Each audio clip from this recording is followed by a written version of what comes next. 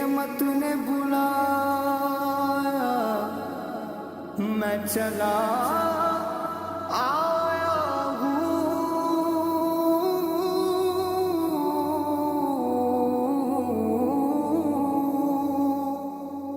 جرم سیاہ پہ لجایا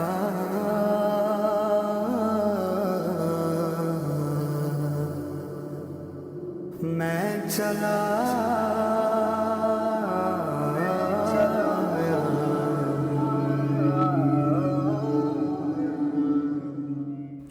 اعوذ باللہ من الشیطان الرجیم بسم اللہ الرحمن الرحیم۔ محتشم و محترم ناظرین، السلام علیکم ورحمۃ اللہ وبرکاتہ۔ امید کرتے ہیں بفضل رب کائنات اور تاجدار مدینہ راحت قلب و سینہ صاحب محتر پسینہ جناب محمد مصطفیٰ صلی اللہ علیہ وسلم کے صدقے آپ خیر و عافیت سے ہوں گے۔ ناظرین، انجمن پروگرام میں ہم آپ کا دل کے اتحا گہرائیوں سے خیر مقدم کرتے ہیں، اور آج انجمن کا ہمارا موضوع ہے حج ایک انقلاب۔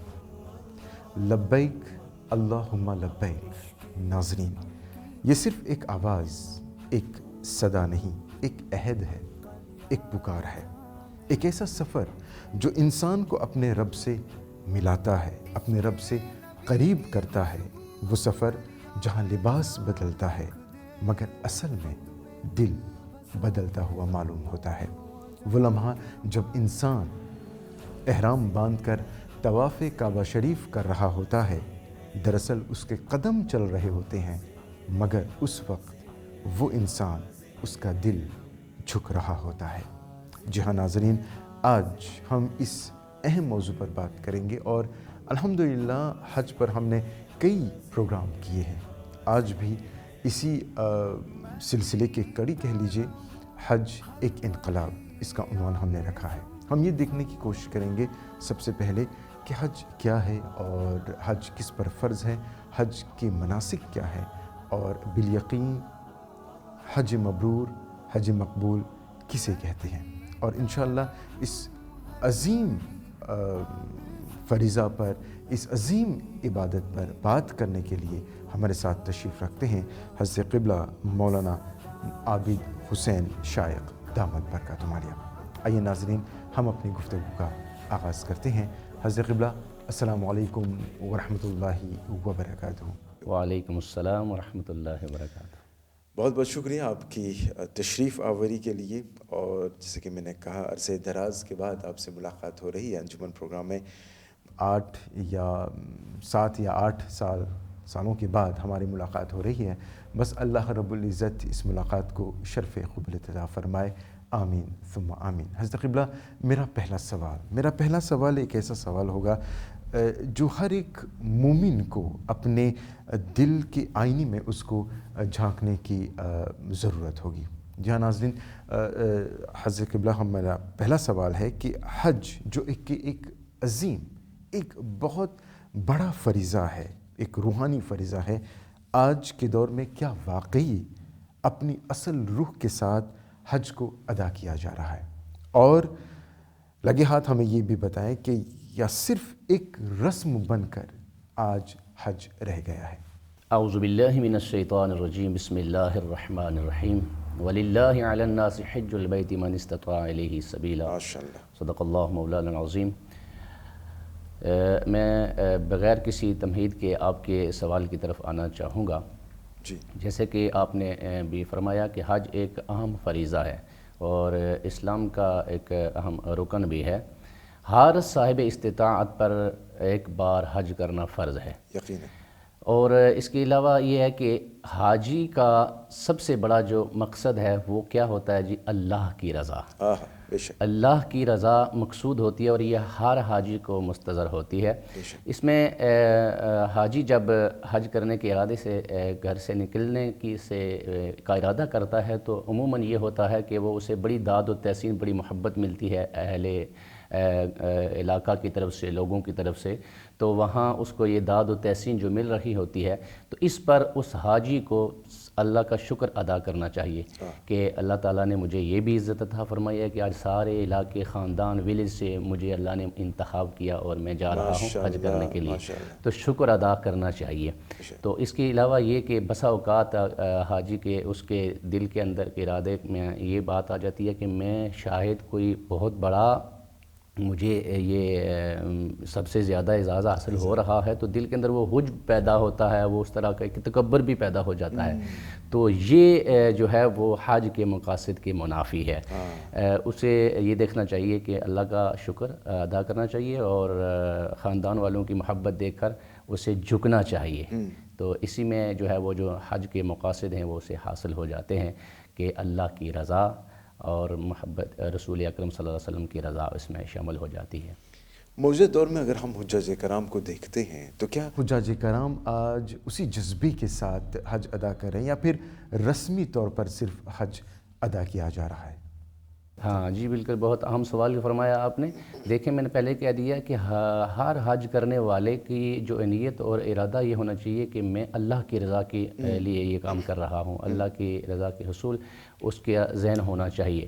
لیکن آج بدقسمتی سے ہر وہ جانے والا بھائی جو حج کر رہا ہوتا ہے وہ ہر رکن کو کیش کر رہا ہوتا ہے اور اپنے دوستوں کو اس کو شیئر کر رہا ہوتا ہے، میں یہاں اس وقت جو ہے وہ آب زمزم پی رہا ہوں، سعی کر رہا ہوں، یہ کر رہا ہوں، تو عرفات میں ہوں، بجائے اس کے کہ وہ وہاں جا کر گڑ گڑائے، روئے اور اللہ تبارک و تعالیٰ کی بارگاہ میں خوب دعائیں مانگے، لیکن بدقسمتی سے ہر ایک چیز کو وہ سوشل میڈیا پہ لا کر اس میں سمجھتا ہوں کہ رسم کو وہ عام کر رہا ہے، بلکہ وہ جو مقاصد ہیں اس سے وہ خالی ہے اور اسے وہ حاصل نہیں ہو رہے، تو اس رسم کو دور کرنا چاہیے اور اہم مقاصد کو دیکھنا چاہیے۔ بے شک یقیناً۔ حضرت قبلہ میرا اگلا سوال جو احرام پر مشتمل ہے، احرام صرف کپڑوں کی تبدیلی کا نام نہیں ہے، یہ سوچ، نیت اور کردار کی تبدیلی کا اعلان بھی ہوتا ہے۔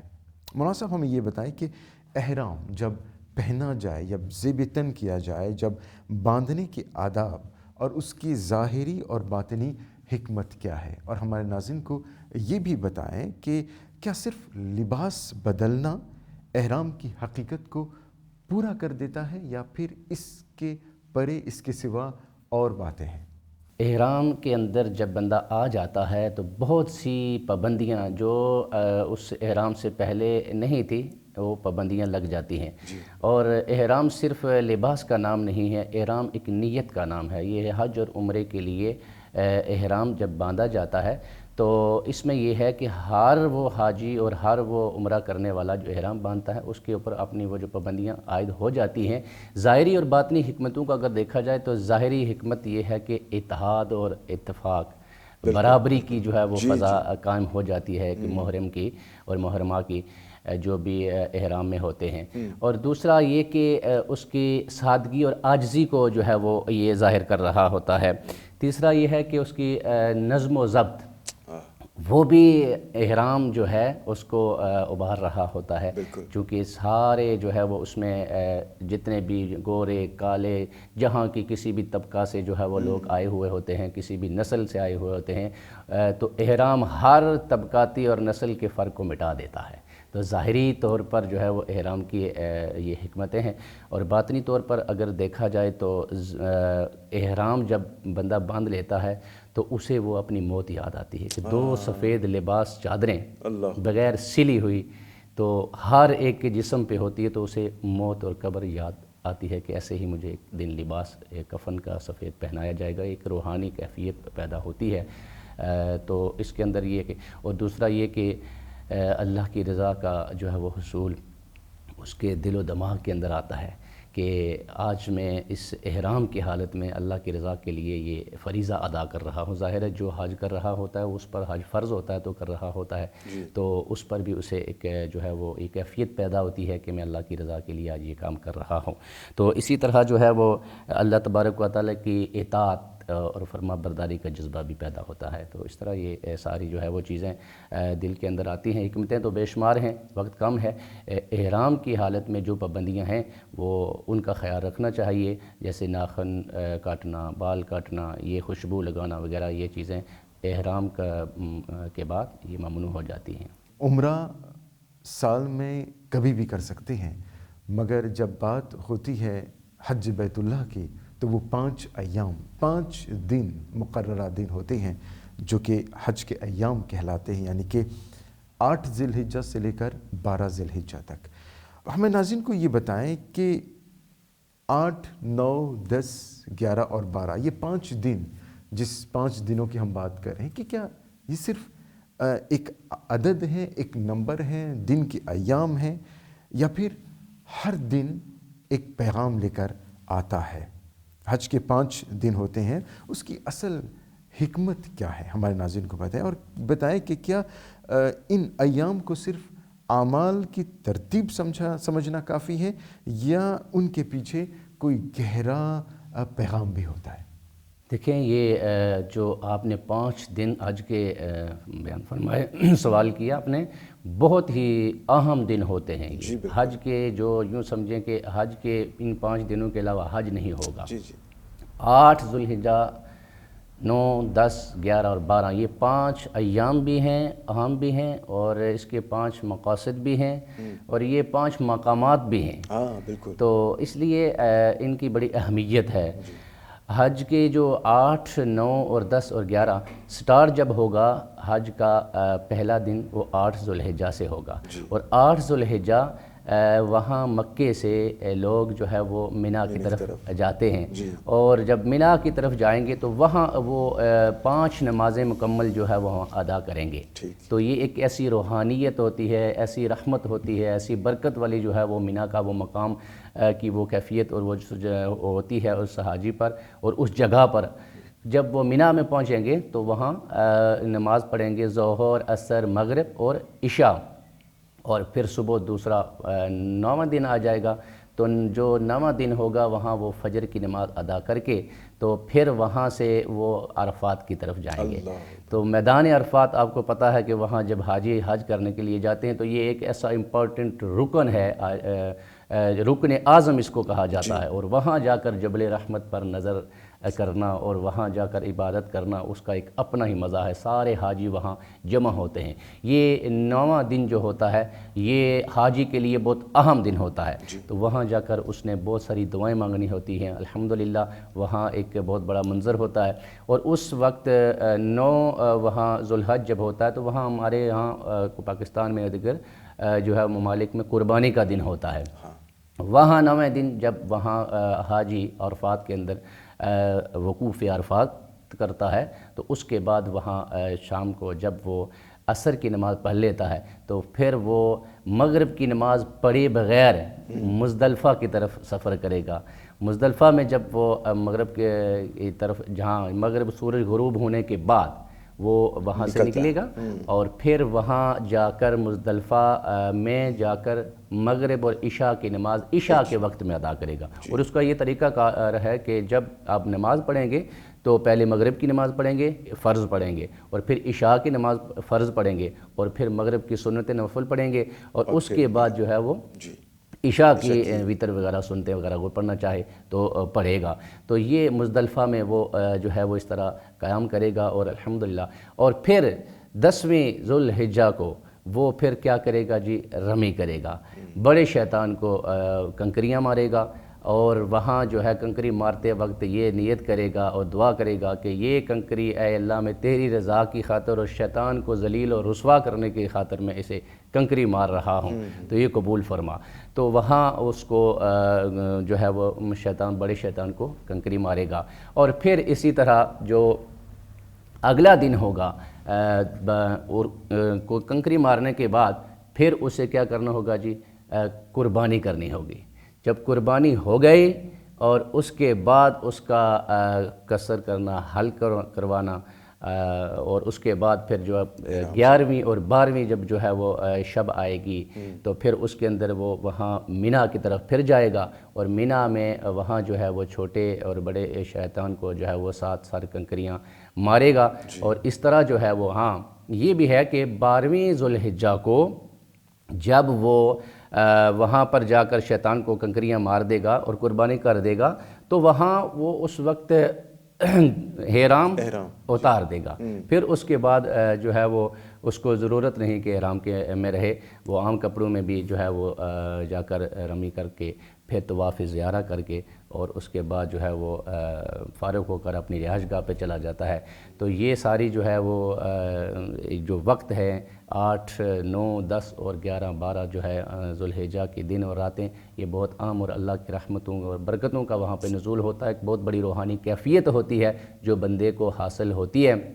اور اس کے بعد آخری جو ہے وہ جب آتا ہے تو الوداعی وہ طواف کرے گا، تو وہ یہ بھی اس کے لیے واجب ہے۔ اس کے بعد یہ حج مکمل ہو جاتا ہے۔ مختصر میں نے آپ کے سامنے ذکر کیا ہے۔ بہت خوب مولانا صاحب، بہت خوب، الحمدللہ آپ نے گویا کہ سمندر کو کوزے میں بند کر دیا ہے۔ مجھے پتا ہے کہ بالیقین جیسا کہ میں نے کہا آغاز میں کہ یہ ایک ایسا موضوع ہے جس میں بہت وقت درکار ہے، بہت تفصیلات درکار ہے، اور جیسا کہ میں نے ناظرین کو بھی بتایا پہلے کہ الحمدللہ اس پر کئی پروگرام ہم کر چکے ہیں۔ آج ہماری نیت یہ ہے، ارادہ یہ ہے کہ ہم یہ احساس دلائیں کہ حج ایک بہت بڑی عبادت ہے، اور الحمدللہ جن کو یہ موقع حاصل ہوتا ہے، جن کو یہ موقع حاصل ہو رہا ہے، وہ اپنے آپ کو بہت ہی خوش نصیب سمجھیں، کیونکہ آپ مہمان بننے جا رہے ہیں اس ذات کا مہمان جو خود خالق ہے،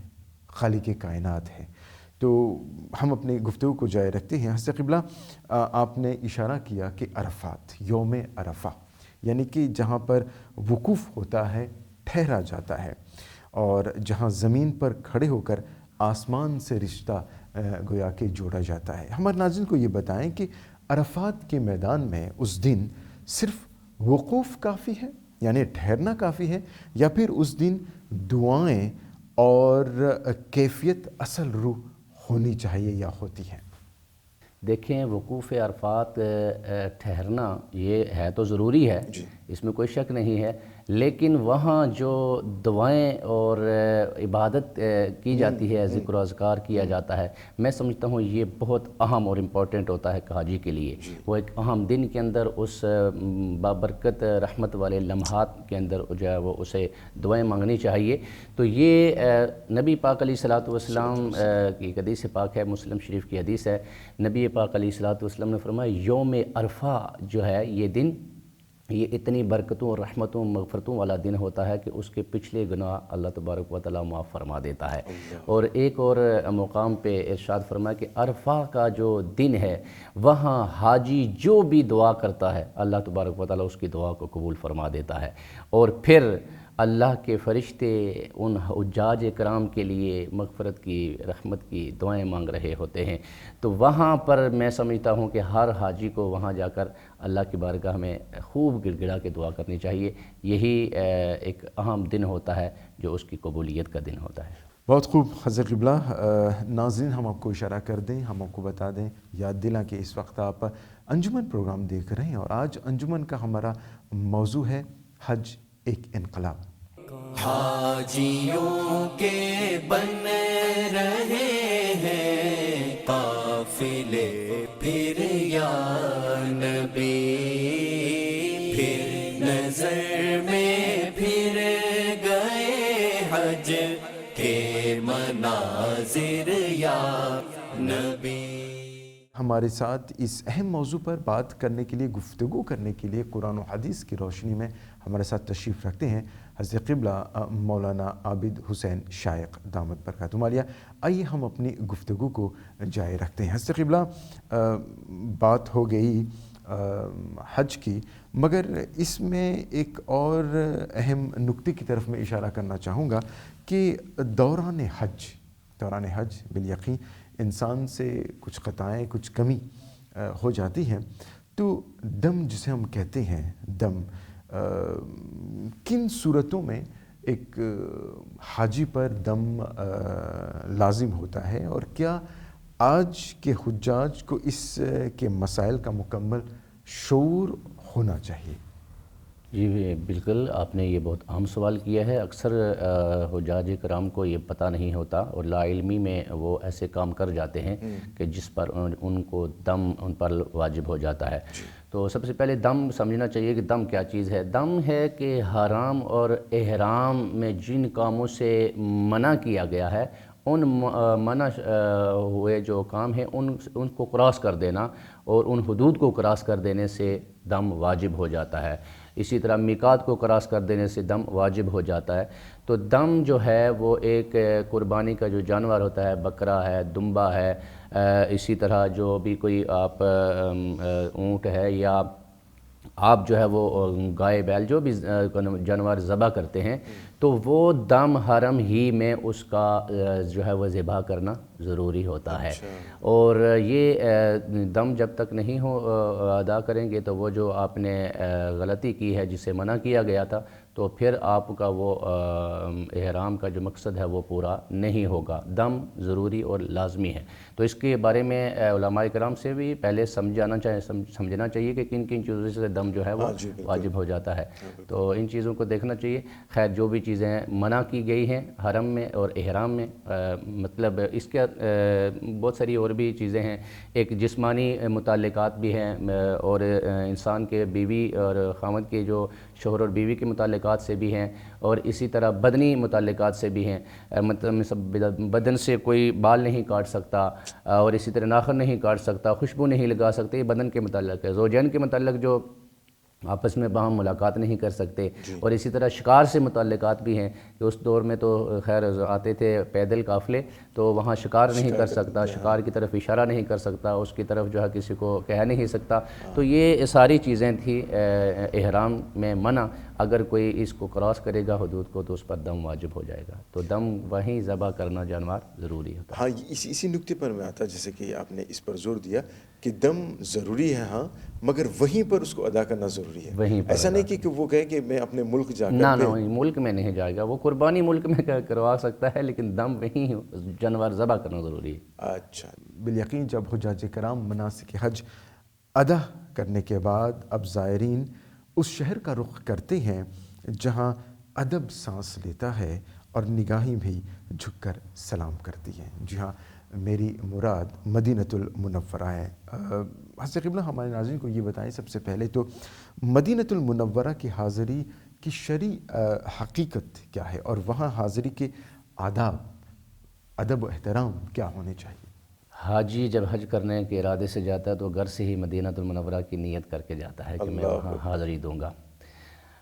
شرعی لحاظ سے وہاں حاضری دینا تو سنت ہے، اور بعض علماء نے اسے واجب بھی لکھا ہے، لیکن خود نبی پاک علیہ الصلوۃ والسلام کا جو عمل مبارک ہے وہاں زیارت کے حوالے سے مسجد قباء میں جانا، اور پھر اسی طرح جنت البقیع میں جانا، اور احد کے جو ہے وہ پہاڑ پر جانا، یہ ساری جو ہے چیزیں ہیں یہ سنت میں آتی ہیں۔ تو نبی پاک علیہ الصلوۃ والسلام کے مزار پہ عاشقوں کا جانا یہ تو بہت اہم اور امپورٹنٹ ہو جاتا ہے ان کے لیے۔ تو میں سمجھتا ہوں کہ وہاں جب بھی حاضری ہوتی ہے مدینہ شریف میں تو آداب کو بجا لانا چاہیے۔ اور وہ کہتے ہیں کہ کسی نے کیا کہا کہ کوئی حج کرنے کے لیے جائے اور وہ مدینہ میں نہ جائے تو وہ سمجھ لے کہ آقا نے اسے بلایا ہی نہیں۔ تو اعلیٰ حضرت کا مجھے شعر آتا ہے کہ حاجیو آؤ شہنشاہ کا روزہ دیکھو، کعبہ تو دیکھ چکے اب کعبے کا بھی کعبہ دیکھو، غور سے سن تو رضا کعبے سے آتی ہے یہ صدا کہ میری آنکھوں سے میرے مصطفیٰ کا روزہ دیکھو۔ تو آقا کریم علیہ السلام کی جب بارگاہ میں جایا جائے تو بڑے ہی ادب کے ساتھ یوں جایا جائے کہ جیسے نبی پاک علیہ الصلوۃ والسلام کی زندگی مبارکہ کے اندر، آپ کی حیات مبارکہ کے اندر نبی پاک علیہ الصلوۃ والسلام کی روبرو میں اس وقت کھڑا ہوں۔ تو جب یہ کیفیت ہوگی تو ظاہر ہے جس طرح صحابہ اکرام نے ادب و احترام کیا کہ ایسے بیٹھتے تھے جیسے کہ پرندے ان کے سروں پر بیٹھے ہوئے ہیں، اور اس طرح صحابہ اکرام نے ادب و احترام کیا تو اسی طرح ہر حاجی کو بھی جانا چاہیے اور یہ سمجھنا چاہیے کہ ہم حضور کے سامنے روبرو کھڑے ہیں اور حضور کی بارگاہ میں اس وقت حاضری دے رہے ہیں۔ تو اس وقت اہل نظر نے تو کہا ہے کہ سانس بھی اونچی آواز کے ساتھ نہیں لینے چاہیے، تو وہاں جا کر لوگ کچھ اس طرح کی حرکات کرتے ہیں، فوٹو بناتے ہیں، یا وہاں کے جو شرطے ہوتے ہیں، وہ یہ پولیس کے لوگ ہوتے ہیں، بس اوقات وہ کچھ منع کر رہے ہوتے ہیں، ان کے ساتھ لڑائی وغیرہ بھی کرتے ہیں، اونچی آواز سے بولتے ہیں، تو نہیں کرنا چاہیے۔ بس ادب کے ساتھ اور احترام کے ساتھ وہاں جا کر نبی پاک علیہ السلام کی بارگاہ میں درود و سلام کے گجرے پیش کرنے چاہیے، حضرت عمر فاروق، حضرت سیدنا صدیق اکبر کی بارگاہ میں سلام پیش کرنا چاہیے۔ جس نے سلام بھیجا ہے، بہت سارے لوگ ہوتے ہیں جو سلام کہتے ہیں کہ میرا بھی جا کر حضور علیہ السلام کی بارگاہ میں سلام عرض کر دینا، تو اپنا سلام پیش کرنے کے بعد ان لوگوں کے لیے بھی کہنا کہ یا رسول اللہ، جن لوگوں نے مجھے سلام کے لیے کہا ہے میں آپ کی بارگاہ میں پیش کرتا ہوں، پھر جو ہے وہاں جا کر خوب سے دعائیں مانگے، استغاثہ سرکار کی بارگاہ میں پیش کرے، تو ادب و احترام کے ساتھ، تو یہی میں سمجھتا ہوں کہ اس کے لیے کافی ہوگا کہ وہ ادب کے ساتھ وہاں جا کر سرکار کی بارگاہ میں حاضری پیش کرے۔ تو یہ مدینہ شریف کے آداب تو بہت سارے ہیں، اصل میں یہاں پر وقت نہیں ہے، وگرنہ وہاں مدینہ کے ہر گلی کے اندر بھی ادب و احترام کے ساتھ چلنا چاہیے۔ اچھا حضرت قبلہ، ایک سوال اکثر و بیشتر ذہن میں آتا ہے کہ کیا بار بار حج کرنا زیادہ افضل ہے یا اپنی استطاعت کو امت کے فلاحی کاموں میں لگانا بہتر ہے؟ میری مراد یہ ہے کہ کیا ایک انسان، فزیکلی انسان کے پاس الحمدللہ اللہ تبارک و تعالیٰ نے اس کو دولت عطا کی ہے، اتنے رسوخ ہیں کہ وہ بار بار حج ادا کر سکتا ہے، مگر بار بار حج ادا کرنا یہ افضل ہے یا پھر وہ انسان انہی پیسوں کو لے کر کسی کی خدمت کریں، لوگوں کی مدد کریں؟ کیا خیال ہے اور شرعی احکام کیا ہے؟ جی بہت اہم سوال ہے یہ بھی۔ حج چونکہ ایک ہی دفعہ زندگی میں فرض کر دیا گیا ہے صاحب استطاعت پر، ہر بندے پر نہیں، صاحب استطاعت پر۔ علماء کرام نے اس حدیث سے ایک روایت یہ بھی ہے کہ ہر 5 سال کے بعد صاحب استطاعت اللہ کے گھر کا حج کرے، لیکن علماء کرام نے اس کو استحباب پر معمول کیا ہے، یہ مستحب ہے، فرض اور واجب نہیں ہے۔ اچھا، لیکن اگر اب دیکھا جائے کہ بندے کے پاس پیسہ ہے، مال ہے بہت زیادہ، تو اسے کوشش کرنی چاہیے کہ وہ حج کرے۔ حج کرنے سے سابقہ گناہ مٹ جاتے ہیں، اور میں سمجھتا ہوں کہ حج ایک ایسی عبادت ہے جو کسی اور جگہ پہ نہیں ہوتی، وہ وہیں ہوتی ہے، تو جانا چاہیے۔ لیکن دوسرا جو آپ کا اگلا سوال کا حصہ ہے کہ کیا اس کو کسی رفع عامہ میں کوئی خرچ کر دینا چاہیے، تو میں یہاں پر ایک مجھے چھوٹا سا واقعہ یاد آ رہا ہے، بلکہ حدیث پاک ہی ہے۔ آقا کریم علیہ السلام نے فرمایا جو کوئی بھی شخص کسی بھی ایک امتی دوسرے امتی کی کسی مشکل کو دور کرے گا، کسی غریب کی بیٹی کی شادی کروا دے، کسی غریب کا مکان بنا دے، کسی بوڑھے کو اس کی دوائی لے کر دے دے، تو اس طرح کی کسی بھی غریب کی مشکل کو دور کرے گا، اللہ اسے مقبول حج کا ثواب عطا فرمائے گا۔ تو یہ اگر وہ کوئی اور رفعی اس طرح کا کام کرنا چاہتا ہے، کسی کی مشکل کو دور کرنا چاہتا ہے، تو یہ اس کے لیے بہتر ہوگا۔ حضرت عبداللہ ابن مبارک رضی اللہ تعالیٰ عنہ، آپ ایک بہت بڑے محدث گزرے ہیں، اور آپ کے بارے میں آتا ہے کہ جب آپ نے حج فرض ادا کر لیا اور اس کے بعد نفلی حج کرنا چاہتے تھے، بہت سے لوگ ان کے ساتھ قافلے میں جانا چاہتے تھے، تو حضرت عبداللہ ابن مبارک رضی اللہ تعالیٰ عنہ بازار میں گئے اور وہاں کچھ چیزیں لینے کے لیے کہ میں سامان لے کر آؤں۔ آپ کے پاس 300 دینار تھے، تو چیزیں لیتے لیتے وہاں رات پڑ گئی، مغرب کا قریب وقت آیا، تو آپ تھوڑا باہر نکلے تو نہر کے کنارے وہاں ایک ایسا جانور پڑا ہوا تھا جو مردہ تھا، مردہ جانور، تو ایک عورت جاتی ہے اور وہاں سے جا کر اسے کاٹتی ہے، اور کاٹ کر اپنے جو ہے وہ اس شاپر میں یا اس تھیلے میں ڈال کر گوشت لے کر جانے لگتی ہے۔ آپ نے دیکھا تو کہا کہ شاید اس عورت کو کہیں اس نے ہوٹل رکھا ہوا ہے اور لوگوں کو حرام گوشت کھلا رہی ہے۔ وہ پیچھے پیچھے چلنا شروع ہو گئے۔ وہ فرماتے ہیں کہ میں جب پیچھے پیچھے چلنا شروع ہو گیا تو آگے ایک ایسا مقام آیا، ایک جھونپڑی سی چھوٹا سا گھر آیا، وہاں اس جو داخل ہوتی ہے جب وہ عورت، تو میں بھی وہاں قریب جا کر کھڑا ہو جاتا ہوں۔ اندر سے بچیوں کے رونے کی آوازیں آ رہی تھی، تو وہاں جب وہ داخل ہوئی میں قریب ہو گیا، گیٹ کے اندر نہیں گیا تو وہ بچیاں کہہ رہی ہیں امی ہمارے لیے کیا لایا ہے، ہم تو مر رہی ہیں. کہا کہ میں کچھ بھی نہیں ملا، میں آپ کے لیے مردہ گوشت لے کر آئی ہوں. تو رسول اللہ صلی اللہ علیہ وسلم نے فرمایا کہ جب جان جا رہی ہو تو مردہ گوشت کھا لیں. میں چونکہ سیدہ ہوں، ہم چونکہ سیدہ ہیں تو حضور کی آل سے ہیں تو ہم زکوٰۃ صدقات نہیں لے سکتی، تو لہٰذا یہ مردہ گوشت ہی لے لیں، کھا لیں یہی. تو جب یہ بات حضرت عبداللہ بن مبارک سنتے ہیں وہ کہتے ہیں کہ مجھے چیخ نکل گئی، برداشت نہ ہوا، دستک دی اور کہا کہ آپ دروازہ کھولیں. میں وہ کہتے ہیں کہ میں جھک گیا ان کے قدموں میں اور وہ پیسے نکال کر 300 دینار ان کو دے دیے. کہا کہ آپ حضور کی آل میں سے ہیں، اس کو قبول فرما لیں. مجھے نہیں تھا پتہ، میں کچھ اور سمجھ رہا تھا. جب وہ پیسے دے کر واپس آ جاتے ہیں، مختصر یہ کہ وہ قافلے والے کہتے ہیں کہ آپ جائیں گے؟ کہا کہ میں حج کرنے نہیں جاؤں. حج چھوڑ دیا، نفلی حج تھا، ترک کر دیا. وہ خیر تانے شکوے تو کر رہے تھے کہ آپ پیسہ بچا رہے ہیں یا کچھ، انہوں نے کچھ بتایا نہیں. وہ لوگ حاجی حج کرنے کے بعد جب واپس آئے تو ان کو ملاقات کرنے کے لیے گئے. حضرت عبداللہ بن مبارک جس کے پاس بھی جاتے ہیں مبارک دیتے ہیں، وہ آگے سے مبارک دیتا ہے. عبداللہ بن مبارک آپ ہمارے ساتھ نہیں گئے، آپ کو ہم نے وہاں جو ہے وہ سعی کرتے ہوئے دیکھا تھا، تو آپ یہاں جو ہے وہ آپ ہمارے ساتھ گئے نہیں اور پیچھے الگ سے آپ چلے گئے. انہوں نے مبارک دی حضرت عبداللہ بن مبارک کو، وہ خاموش ہو گئے. پھر دوسرے کے پاس گئے، دوسرے نے کہا عبداللہ بن مبارک آپ کو ہم نے عرفات میں دیکھا اور آپ ہمارے ساتھ نہیں گئے.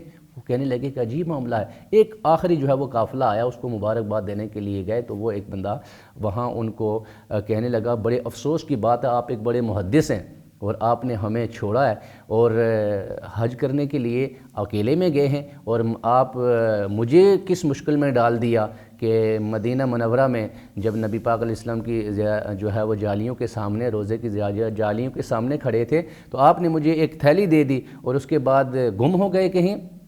یہ لو آپ اپنی تھیلی، اور بڑی آپ نے مشکل میں مجھے ڈالا، اس کے بعد ملے بھی نہیں، تو آپ کو بھی مبارک ہو. تو وہ نا عبداللہ بن مبارک فرماتے ہیں ہر کوئی مجھے بھی مبارک دے رہا تھا، میں آیا پریشانی کے عالم میں رو رہا تھا کہ یار اے اللہ میں تو حج کرنے نہیں گیا تو یہ لوگ مجھے بھی مبارک دے رہے، معاملہ کیا ہے؟ خیر وہ سو جاتے ہیں. نبی پاک علیہ السلام کی خواب میں زیارت ہوتی ہے. زیارت کے بعد وہ یہ نبی پاک علیہ السلام کی بارگاہ میں عرض کرتے ہیں یا رسول اللہ صلی اللہ علیہ وسلم معاملہ کیا ہے؟ میں نے حج نہیں کیا، لوگ مجھے جو ہے وہ مبارک دے رہے ہیں. نبی پاک علیہ السلام نے فرمایا آپ حج کے لیے نہیں گئے، اس میں کوئی شک نہیں ہے، لیکن آپ نے جو حج کے پیسے ان میری آل کی ان بیٹیوں کو دیے اور ان کی ضرورت کو پورا کیا تو اللہ تعالیٰ نے ایک فرشتہ تمہاری شکل کا پیدا کر دیا جو وہاں حج کر رہا تھا اور اس کو لوگ جو ہے وہ دیکھ رہے تھے آپ کی شکل میں. تو اے عبداللہ بن مبارک یہ اس میری بیٹیوں کو پیسے دینے کے عوض میں اللہ تعالیٰ نے تجھے یہ شان عطا فرمائی ہے اور قیامت تک وہ فرشتہ اسی طرح حج کرتا رہے گا اور آپ کو ثواب ملتا رہے گا. تو کوئی آپ کو پریشان ہونے کی ضرورت نہیں ہے. جو 300 دینار دیے ہیں تھیلی کے اندر دیکھیں 600 دینار میں نے آپ کو دیے ہیں واپس. تو یہ ایک واقعہ میں سمجھتا ہوں کہ ہمارے لوگوں کے لیے ہے کہ جو لوگ ایک حج کرنے کے بعد دوسرا تیسرا چوتھا حج کر رہے ہوتے ہیں اور انہیں اپنے قریب پڑوسی کی کسی بیٹی کی جو ہے وہ شادی اگر وہ جوان ہے تو وہ اگر نہیں کرواتے یا کسی غریب کا مکان نہیں بنوا کر دیتے یا کوئی بھی اور رفائی کام نہیں کرتے تو انہیں سوچنا چاہیے کہ مخلوق خدا کی خدمت اللہ کو بڑی پسند ہے. تو ہمیں یہ کرنی چاہیے اور حج کو ترک کر دینا چاہیے، نفلی حج کو، اور رفائی کام کرنے چاہیے، لوگوں کی خدمت کرنی چاہیے. یہ زیادہ بہتر ہے. ماشاءاللہ بہت خوب حضرت قبلہ. پروگرام کی اختتام کی طرف ہم بڑھ رہے ہیں. ایک سوال یہ ہے حضرت قبلہ کہ حج میں صبر، برداشت اور نظم و ضبط جسے ہم ڈسپلن کہتے ہیں اس کا کیا کردار ہے؟ کیونکہ اگر آپ حج کے مناسک اگر آپ دیکھتے ہیں، ابھی تھوڑی دیر پہلے ہم بات کر رہے تھے 8 ذی الحجہ سے 12 ذی الحجہ تک ایک نظم و ضبط انسان کے لیے ایک درس ہوتا ہے، ڈسپلن. تو کیا کہنا چاہیں گے؟ دیکھیں حج ایک عالمی اجتماع ہے. یہ صرف ایک میں سمجھتا ہوں کہ وہاں اس سفر کا نام نہیں ہے. حج کے اندر بہت ساری حکمتیں ہیں اور ان حکمتوں میں سے ایک حکمت یہ ہے کہ وہاں جب جایا جائے ارکان ادا کیے جائیں تو دیکھیں کہ جب وہ وہاں کتنے دور سے آئے ہوئے لوگ، طرح طرح کے طبقوں کے لوگ ہوتے ہیں، نسل کے لوگ، تو وہاں جب نظم و ضبط کا خیال رکھا جاتا ہے، سب 2 چادروں میں ہوتے ہیں، کس طرح جو ہے وہ چل رہے ہوتے ہیں، وہاں قیام کس طرح کرتے ہیں، اور جتنی بھی حدود و قیود ہوتی ہیں ان کا خیال رکھتے ہیں، نظم و ضبط کے ساتھ جو ہے وہ وہاں رہتے ہیں۔ تو حج جو ہے یہ صرف عبادت ہی نہیں، وہاں یہ ایک نظم و ضبط بھی سکھاتا ہے۔ تو میں سمجھتا ہوں کہ جس طرح وہاں جا کر حجاج کرام ایک نظم و ضبط کے ساتھ رہ رہے ہوتے ہیں، اسی طرح انہیں مطلب حج کے بعد بھی آ کر جو اسلام کے دین کے حدود و قیود ہیں اسی طرح جو ہے وہ اسی نظم و ضبط کے ساتھ انہیں زندگی گزارنی چاہیے۔ یہ ایک حجاج کرام کے لیے درس ہوتا ہے اور ایک ترغیب ہوتی ہے وہاں جو وہاں انہوں نے جا کر حاصل کرنا ہوتی ہے۔ تو وہی ترغیب آ کر باقی زندگی میں بھی انہیں اپنے جو ہے وہ معاشرے کے اندر اسے پھیلانا چاہیے۔ اور حضرت آخری سوال، آج ڈیجیٹل ورلڈ ہے، ڈیجیٹل دنیا جسے ہم کہتے ہیں، اور اس میں آپ دیکھیں کہ اکثر و بیشتر ظاہر سی بات ہے اس کا فائدہ لوگ اٹھا کر اپنے جب وہاں پر جاتے ہیں مکۃ المکرمہ یا مدینۃ المنورہ جب جاتے ہیں تو اپنے رشتہ داروں کو تصاویر پیش کرتے ہیں، ویڈیوز پیش کرتے ہیں، سیلفیز دیتے ہیں۔ تو آپ ہمارے یہ بتائیں کہ کیا یہ اعمال صحیح ہیں؟ طواف کرتے وقت لائیو ویڈیو کیا جا رہا ہوتا ہے یا سیلفی نکالے جاتے ہیں یا پھر سوشل میڈیا پر اپلوڈ کیے جاتے ہیں، تو کیا یہ اعمال حج کی عبادت پر کیا اثرات، کیا ایفیکٹس مرتب کرتے ہیں، اور کیا یہ ایکشنز، یہ اعمال اخلاص، محبت، خلوص کو متاثر کرتے ہیں؟ جب ہم ایک عام اور خاص عبادت کے اندر موجود ہوتے ہیں اور ایک خاص اہم فریضہ ادا کر رہے ہوتے ہیں تو اس وقت جو حجاج کرام ہیں وہاں میں سمجھتا ہوں یا عمرہ کرنے والے بھی لوگ ہیں وہاں ان کو یہ دیکھنا چاہیے کہ اللہ تبارک و تعالیٰ نے بڑے گہرے جو ہے وہ لمحات اور تڑپ کے بعد یہ لمحات جو ہیں وہ ہمیں نصیب فرمائے ہیں، تو ہم وہاں جا کر خشوع اور خضوع کے ساتھ ان کو ادا کریں، اور ڈر اور خوف کے ساتھ، اور وہاں پر ادب اور احترام کے ساتھ جو وہ ارکان ادا کر رہے ہوتے ہیں وہ ادا کریں۔ لیکن بدقسمتی سے یہ ساری چیزیں جو ہے وہ سوشل میڈیا کی نظر ہو گئی ہیں۔ آج ہر جو ہے وہ وہاں طواف کرنے والا پیٹھ کر کے، پشت کر کے کعبہ کو پکچر بنا رہا ہوتا ہے، سیلفی لے رہا ہوتا ہے، اور اسی طرح جب وہ تلبیہ پڑھ رہا ہوتا ہے تو وہ کیمرے کی طرف دیکھ رہا ہوتا ہے، حالانکہ اللہ تبارک و تعالیٰ نے اسے زندگی میں یہ موقع عطا فرمایا ہے، یہ کسی اور جگہ اسے یہ موقع میسر نہیں ہوگی، وہیں ہوتا ہے، لیکن وہ بھی سیلفی کی نظر ہو جاتا ہے۔ اور اسی طرح جب وہ صفا مروہ جا رہا ہوتا ہے تو وہیں جو ہے وہ فوٹو نکال رہا ہوتا ہے، سیلفیاں لے رہا ہوتا ہے۔ تو میں سمجھتا ہوں کہ یہ جو خشوع و خضوع ہے حج کے، وہ اس کا نہیں رہتا، اور یہ جو مقاصد حاصل ہونے تھے وہ مقاصد حاصل نہیں ہو پاتے۔ اس لیے میں سمجھتا ہوں کہ اس کی روحانیت کو جو ہے وہ حاصل کرنے کے لیے ہمیں ان چیزوں سے گریز کرنی چاہیے، پرہیز کرنا چاہیے، یہ سیلفی وغیرہ، فوٹو وغیرہ نہیں لینے چاہیے، اس سے جو ہے وہ خشوع و خضوع متاثر ہوتا ہے۔ تو میں یہی تمام حجاج کرام جو جا رہے ہیں میں ان سے یہی ریکویسٹ کروں گا کہ ان چیزوں سے بچا جائے، اور ادب اور احترام اور خشوع اور خضوع کے ساتھ ان کو جتنے بھی معاملات ہیں وہ آپ نے اچھے طریقے کے ساتھ حل کرنے چاہیے اور ارکان ادا کرنے چاہیے، تاکہ آپ کا یہ اتنا بڑا سفر کرنا، اتنے بڑے اخراجات کرنا اور اتنی بڑی جسمانی جو ہے وہ تکلیف کو یہ برداشت کرنا، یہ سب کچھ نہ کچھ آپ کو جو ہے وہ حاصل ہو جائے اور آپ کا مقصد پورا ہو جائے۔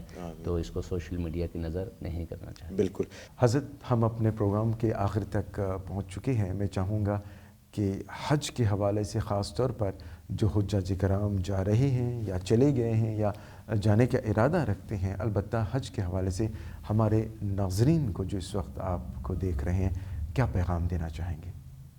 دیکھیں، میں ان کو یہ پیغام دینا چاہوں گا کہ جتنے بھی حجاج کرام ہیں، ہماری مائیں بہنیں بیٹیاں بھی اس میں شامل ہوتی ہیں، تو کوشش یہی کرنی چاہیے کہ آتے جاتے راستے میں جہاں کہیں بھی سب سے پہلے تو انہیں یہ کرنا چاہیے کہ اپنے رشتہ داروں کے ہاں جانا چاہیے، اور ان سے اگر کوئی دل آزاری کسی کی ہوئی ہے تو ان سے معافی مانگنی چاہیے، اچھے طریقے کے ساتھ ان کو ملنا چاہیے، اور ملنے کے بعد پھر جو ہے وہ رخصت ہونا چاہیے، اور رخصت ہو کر پھر جب آپ دوران سفر کہیں کسی کو کوئی تکلیف نہ ہو، اگر کوئی آپ کو سخت بات کہہ بھی دیتا ہے تو صبر کرنا چاہیے دوران سفر، اور وہیں جب وہاں جا کر وہاں آپ رہتے ہیں تو رہائش میں بھی تکلیف ہوتی ہیں، بسا اوقات سفر میں بھی تکلیف ہوتی ہیں، تو ہر ایک تکلیف کو شکوہ نہیں بنانا چاہیے، برداشت کرنا چاہیے، اور اسی چونکہ سفر ایک تکلیف کا نام بھی ہے، تو تکلیفیں تو ہوتی ہیں لیکن برداشت کے ساتھ، صبر و تحمل کے ساتھ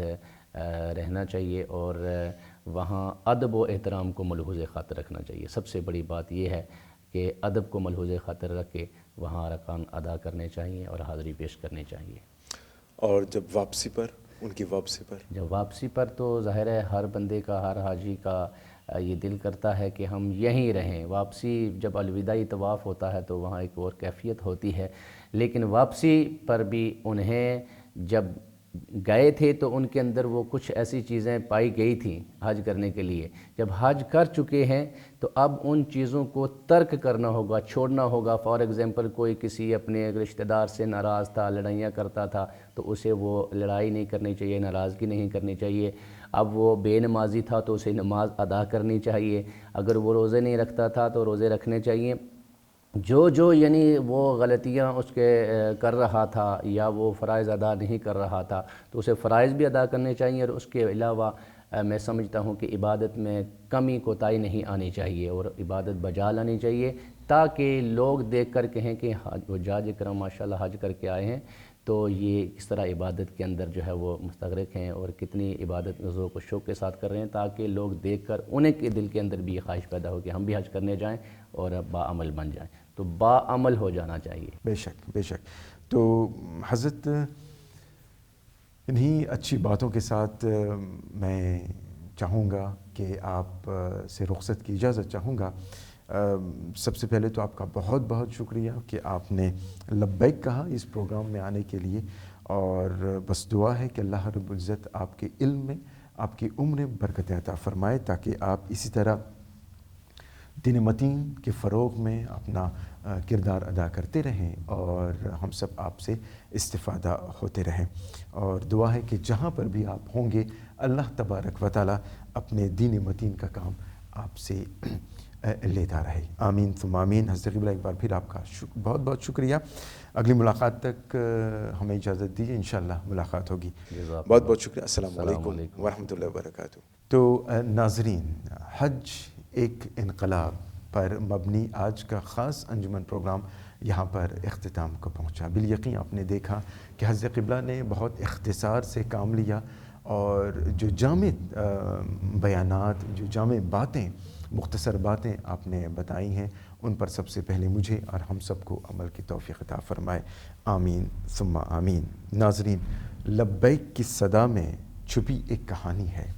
لبیک کی صدا میں چھپی ایک کہانی ہے، یہ صرف سفر نہیں، روح کی روانی ہے، اور احرام میں لپٹی ہوئی سادگی کا پیغام، احرام میں لپٹی ہوئی سادگی کا پیغام ہر دل کو بدل دینے کی نشانی ہے۔ ناظرین، سفر حج وہ مقام ہے جہاں انسان اپنے رب سے وعدہ کرتا ہے کہ وہ لوٹے گا تو بدلا ہوا ہوگا، مگر سوال یہ ہے کہ کیا ہم واقعی بدلتے ہیں؟ یہ سوال ہر حاجی، ہر حجاج کرام اپنے آپ سے کرے۔ بس دعا ہے کہ اللہ رب العزت ہر حاجی کو حج مبرور عطا فرمائے، حج مقبول عطا فرمائے، قدم قدم پر تمام حجاج کرام کو آسانیاں فرمائے اور تمام کو حج مبرور مقبول عطا فرمائے۔ اور یہ بھی دعا کرتے ہیں کہ رب تعالیٰ ایسا حج نصیب فرمائے جو صرف ادا نہ ہو بلکہ مقبول ہو۔ آمین ثم آمین۔ دعا میں یاد کریں، اور خاص آپ کی توجہ کے لیے شکریہ ہم ادا کرنا چاہیں گے اپنے مہمان گرامی قدر حضرت مولانا عابد حسین شیخ دامت برکاتہ عالیہ کا، جن کے توسط سے یہ پروگرام آپ تک پہنچ سکا، اور پوری ٹیم کا بھی ہم شکریہ ادا کرتے ہیں۔ اگلی ملاقات تک ان کو اجازت۔ السلام علیکم ورحمۃ اللہ وبرکاتہ۔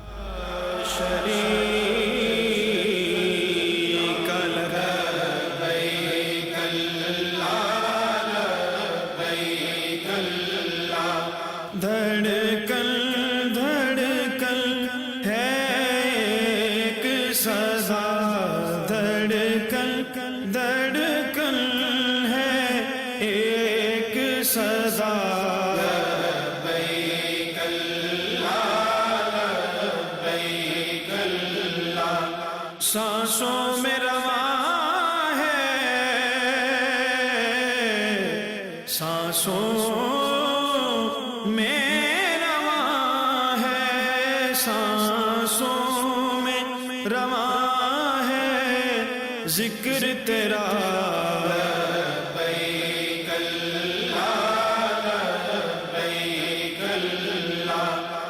جھکتا ہی جائے سر مولا جب دیکھا تیرا در مولا جھکتا ہی جائے سر مولا